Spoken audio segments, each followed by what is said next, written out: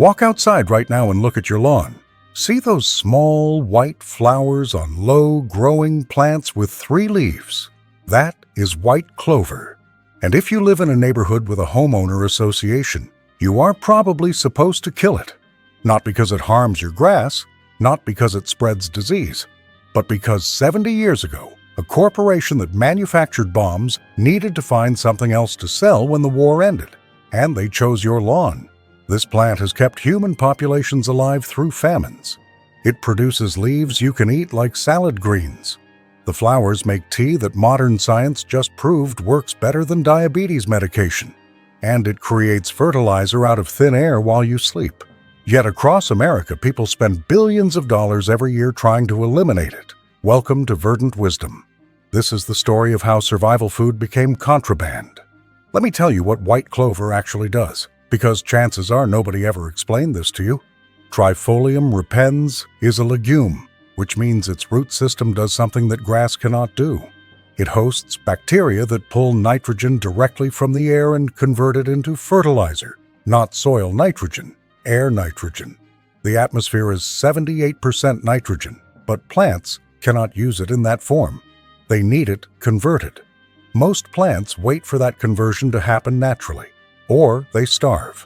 Clover makes a deal with bacteria. The bacteria live in nodules on clover roots. The clover feeds them sugars. In exchange, the bacteria grab nitrogen from air pockets in soil and transform it into ammonia that feeds the clover. And here is the critical part. That process creates excess fertilizer that spills into the surrounding soil and feeds everything else growing nearby, including your grass. A lawn with clover does not need fertilizer. The clover makes it continuously, for free, forever. Scott's Turf Builder fertilizer costs about $40 for a bag that covers 5,000 square feet and lasts maybe 6 weeks. You need to apply it 4 to 6 times per year. That is $160 to $240 annually to do what clover does naturally. Multiply that across 40 million American lawns, and you are looking at $8 billion spent on a product that a free plant makes obsolete. And that is just residential fertilizer. That does not include commercial landscaping, golf courses, parks, or sports fields. Now let me tell you what else clover does. The leaves are edible. Young clover leaves taste mild and slightly sweet. You can toss them raw into salads or sauté them like spinach. They contain more protein by weight than lettuce and more vitamin C than oranges. During the Irish potato famine in the 1840s, rural families survived by eating clover when potatoes rotted in the fields. It was not a delicacy. It was calories that kept people alive when grain ran out. European peasants knew this for generations. Clover was insurance. When everything else failed, you could still eat. The flowers are edible too. They have a sweet, honey-like flavor. You can eat them fresh, dry them for tea, or ferment them. Traditional herbalists across Europe used clover blossom tea to treat coughs, and modern research is now explaining why that worked. But here is where it gets truly interesting. In 2018, a team of researchers tested white clover extract against enzymes involved in blood sugar regulation. Specifically, they tested it against alpha amylase and alpha glucosidase, the same enzymes that diabetes drugs target. Pharmaceutical medications like acarbose work by blocking these enzymes, which slows down how quickly your body absorbs sugar after you eat. The researchers compared white clover extract to acarbose in controlled laboratory conditions. The results were published in a peer-reviewed journal. White clover inhibited alpha amylase with an IC50 value of 25 micrograms per milliliter. Acarbose, the pharmaceutical standard, had an IC50 of 50 micrograms per milliliter. That means white clover was twice as effective as the prescription drug at blocking the enzyme. A plant growing in your yard for free outperformed medication that costs hundreds of dollars per month. And nobody told you, that is not the only study. In 2015, researchers tested white clover extracts on human leukemia cells in vitro. The extracts stopped cancer cell growth completely in test tubes. This does not mean clover cures leukemia in humans. It means the plant contains compounds with measurable anti-cancer activity that deserve further investigation. But there is no financial incentive to investigate a plant you cannot patent. So let me ask you a question. If this plant creates free fertilizer, provides free food, and contains compounds that outperform diabetes drugs in laboratory testing, why were you taught that it is a weed? The answer is in the timeline. Before 1950, white clover was in every bag of grass seed sold in America. Gardening books recommended it. The USDA published guides on how to establish it. It was normal. Then something changed, and it changed fast. In 1941, chemists working for the United States military synthesized a compound called 2,4-dichlorophenoxyacetic acid. The short name is 2,4-D. It is a selective herbicide that kills broadleaf plants and leaves grasses alive. The military developed it as a weapon. The plan was to spray it over enemy farmland, to destroy food crops and starve opposing armies into surrender. They stockpiled it. They tested it. They prepared for deployment. But the war ended before they used it. Japan surrendered. Germany fell. And American chemical companies had warehouses full of plant poison with no battlefield to spray it on. They needed a new market, and they found one in American suburbia. In 1946, the American Chemical Paint Company released a product called Weed 1. It was 2,4-D repackaged for homeowners. The marketing message was simple: your lawn has weeds. This kills them. And it worked in the sense that it killed broadleaf plants, it killed dandelions, it killed plantain, and it killed white clover. The problem was that in 1946, most Americans did not consider clover a weed. It was part of a healthy lawn. So the chemical companies had to change that perception. The O.M. Scott & Sons Company had been in the seed business since 1868. For 80 years, their grass seed blends included white clover because customers wanted it. Clover stayed green in summer when grass turned brown. It required no fertilizer. It needed less water.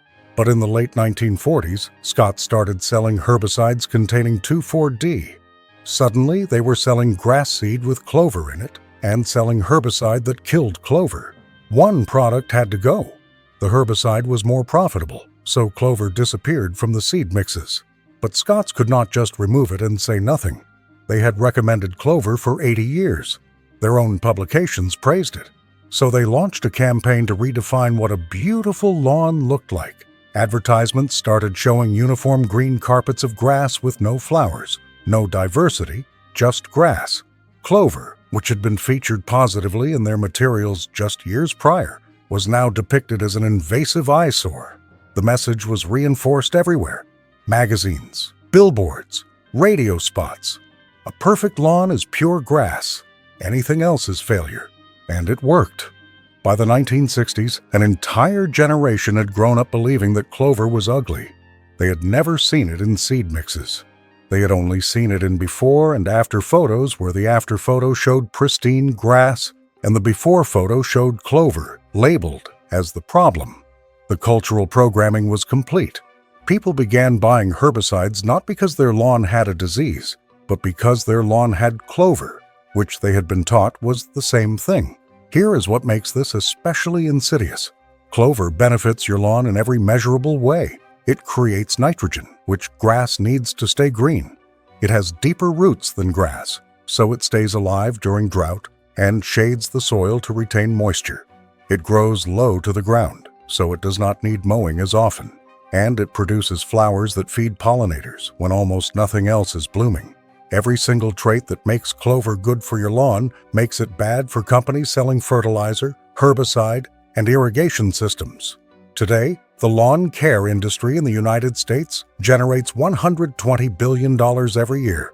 Homeowners spend that money on fertilizer that clover makes for free, on herbicides to kill plants that benefit the ecosystem, and on water to keep grass alive that clover would naturally support. The system is designed to create dependency. You kill the clover. Your grass needs fertilizer. You buy fertilizer. You need herbicide to keep killing clover. You buy herbicide. The cycle never ends, and it costs you money every single year. And if you try to break that cycle by letting clover grow, your homeowner association can fine you. 70% of new housing developments in America have HOA rules, and many explicitly ban clover. The justification is always property values and neighborhood aesthetics. But the effect is that you can be legally punished for growing free food and free fertilizer on land you own. You are paying a mortgage. You are paying property taxes, and you can still be fined for allowing a beneficial plant to exist. The environmental cost is staggering.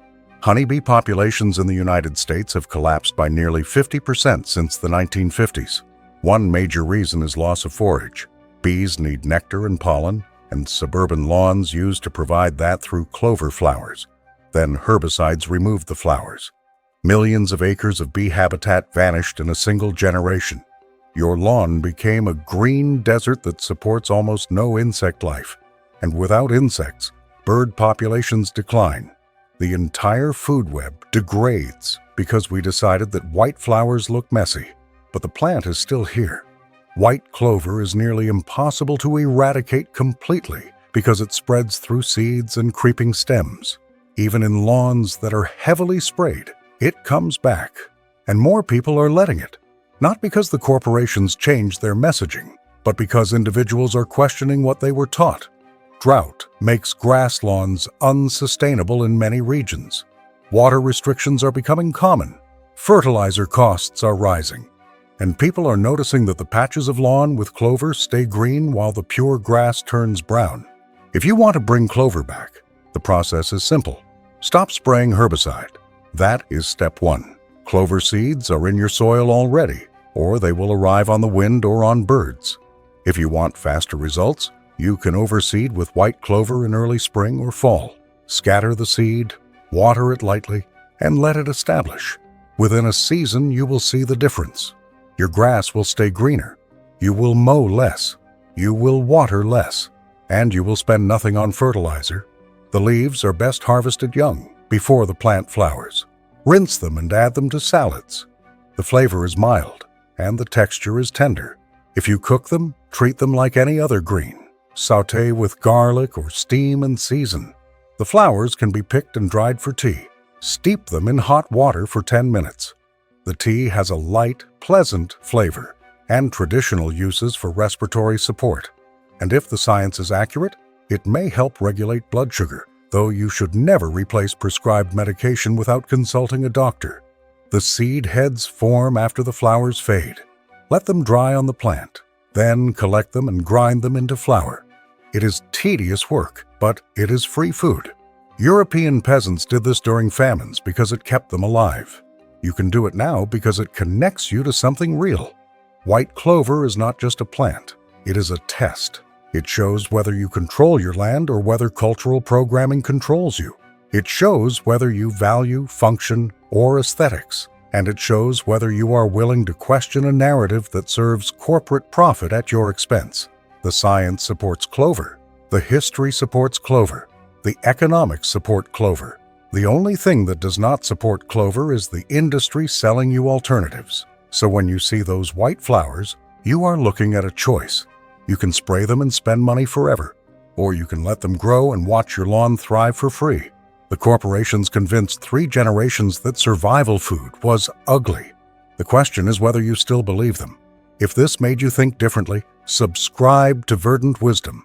Hit the bell. Share this with someone who needs to hear it. The programming breaks one person at a time. The next truth is coming soon.